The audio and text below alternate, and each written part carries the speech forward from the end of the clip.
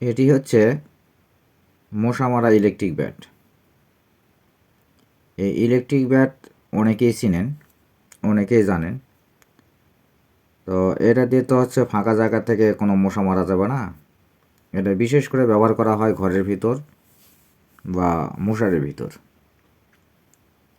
মশারির ভিতর যদি দুই একটা মশা যদি ঢুকে যায় ভুল করে, তো সেই মশাকে নিধন করার জন্য কিন্তু এটা খুব প্রয়োজনীয় একটা জিনিস। কারণ হাত দিয়ে আর কয়টা মশা মারবেন। তবে এটা খোলার পর দুটি সমস্যা দেখলাম। একটি সমস্যা হচ্ছে এই ব্যাটারি, মানে ব্যাটারিটা অনেকটা নষ্ট হওয়ার পথে, একবারে নষ্ট হয়নি তবে নষ্ট হওয়ার পথে। আর আরেকটি হচ্ছে এখানে যে পুশ বাটন থাকে, এই পুশ বাটন, এই দুইটি সমস্যা। তো আমি ব্যাটারিতে শিওর হওয়ার জন্য আর একবার চেক করে দেখলাম।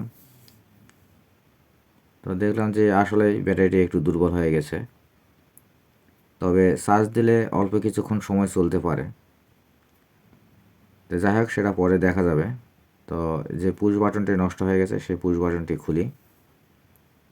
খুলে পরিবর্তন করে দিই।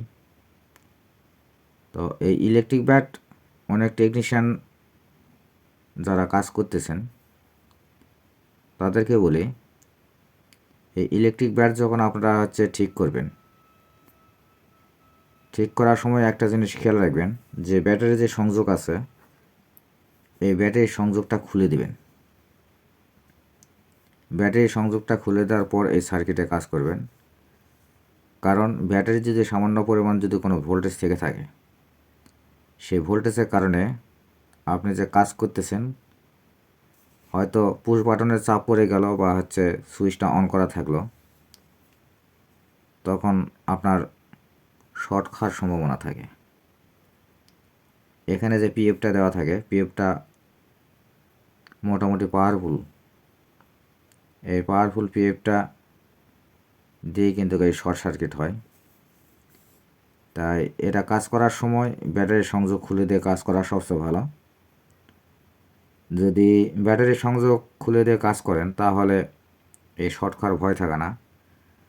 কারণ এই ব্যাটগুলো আর সিলিং ফ্যানের বা যে কোনো ইলেকট্রিক ফ্যানের ক্যাপাসিটর, এগুলা ভোল্টেজ অনেক সময় ধরে থাকে। বা কালার টিভির যে